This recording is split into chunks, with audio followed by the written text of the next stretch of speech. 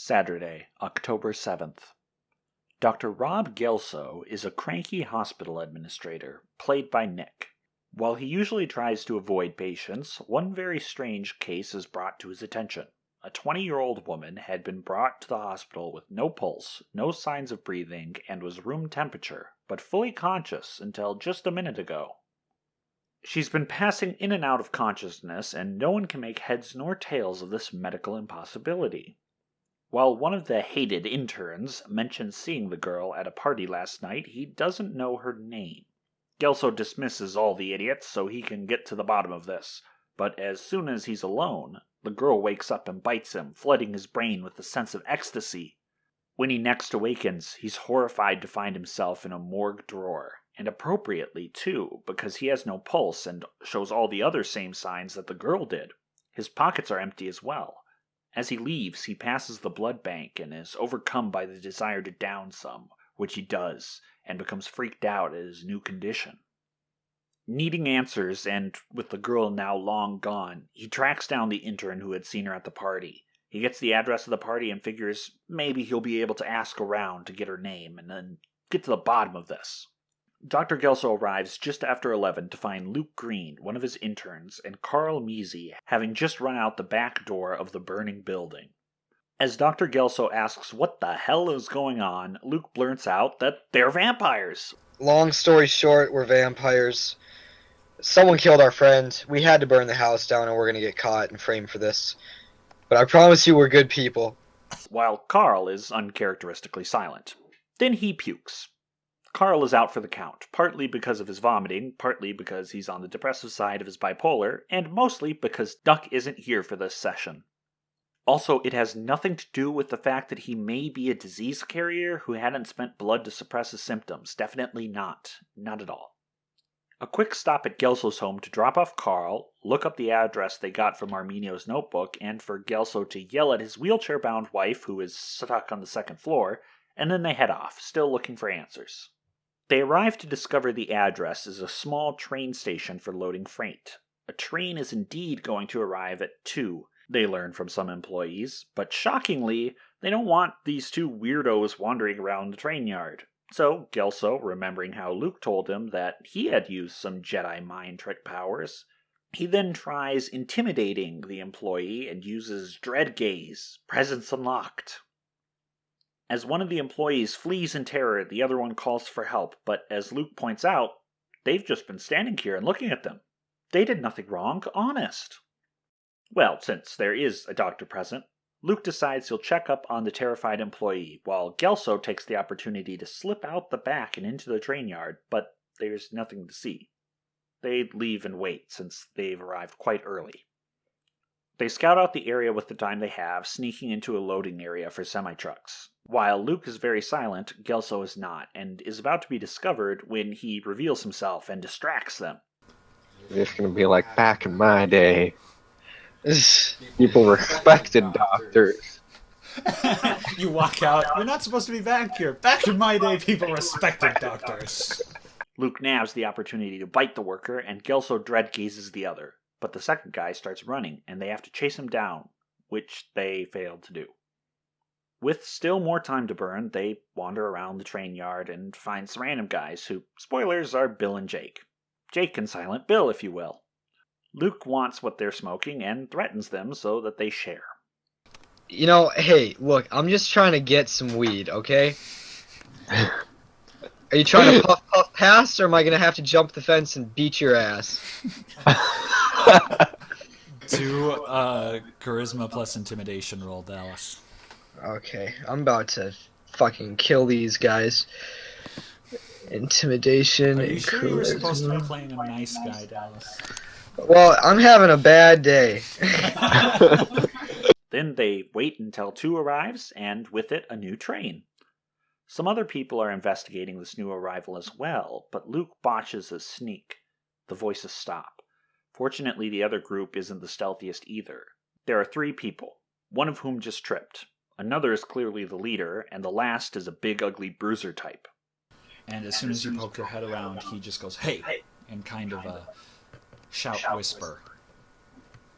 I'm gonna point my finger at him and do the same thing. I'm gonna go, hey, right back at him. Luke tries to bluff and says he's part of the organization. Unfortunately, that's the worst move he could have chosen. These aren't hunters. These are ghouls. Fortunately, Gelso comes in to save the day, telling them that this is just his idiot son, and that the organization he's talking about, those are just his dealers. So with that, they manage to head their separate ways. The three ghouls begin to open the train car doors by cutting through the chain with bolt cutters. Luke and Gelso try to sneak around, but are noticed by the railway employee Gelso saw from before. As the ghouls open the doors, the engineer approaches Gelso. Something's wrong. The ghouls have gone silent as Luke watches. You can see something glinting from within the train. It looks very unusual. And then you hear this one whisper to the guy with the gun, "What the hell does it mean, boss?" And he answers, "Shut up, I'm thinking." They're clearly very on edge. Gelso walks to the engineer and tells him he's an inspector. When questioned why he's here at such an ungodly hour, Gelso says, well, that's when the train came in. The engineer swallows the story. Back with Luke. The whispered conversation goes something like, one of them asks, like, who else could have known about it? And they're like, I don't know, I didn't think anyone would know. Well, why would they do this? Who would just splatter blood all over here? And the other guy goes, I don't fucking know, do I? And then the big ugly guy at one point just kind of whispers softly, werewolves. And then the other two shut up for a second, and the big guy says, fuck. They're trying to sabotage it.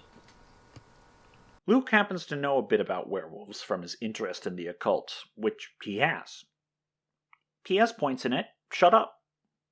Luke lets this go to his head, and he walks out. I'm coming through. I'm not even gonna be stealthy. And as I'm coming through, I'm saying, werewolves sounds very, very dangerous. No! They aren't happy to see him, and Luke makes things worse. I'm gonna look into the eyes, and I'm gonna say, look, I heard you say werewolves, and I just killed some vampires about 2 days ago, so get me in on this, because I think I can be of use to you. Realizing what a big mistake he's made, Luke shows his fangs to prove that he's a vampire. But now the ghouls are just confused and ask him what the hell. All else having failed, Luke finally tells them the truth. Surprisingly, the ghouls actually know of the three sires and guess that one of the three had embraced him. Luke asks if he knows how to undo this curse he's stuck with, to which the boss ghoul just laughs. But now at least they don't think of Luke as a threat. Actually, they see him as kind of pathetic. The boss ghoul enters the train car. Inside there's broken glass and blood everywhere, as well as some sort of cryogenic chamber. The boss pries open the metal container to reveal... While he finally succeeds and pries open the lid to reveal that. No, why? Why? The fourth character, Zyklon Hans, played by Wyatt, emerges. How is the war?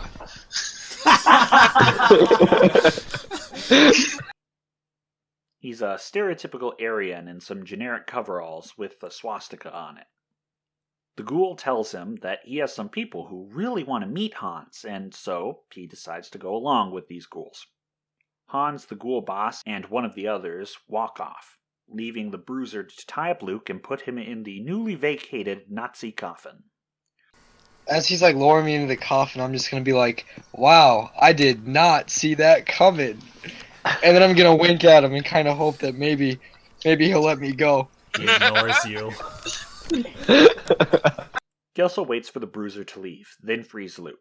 And then first I say, you know, I've been really tempted to throw some turns in the coffin before. Half tempted to leave you here.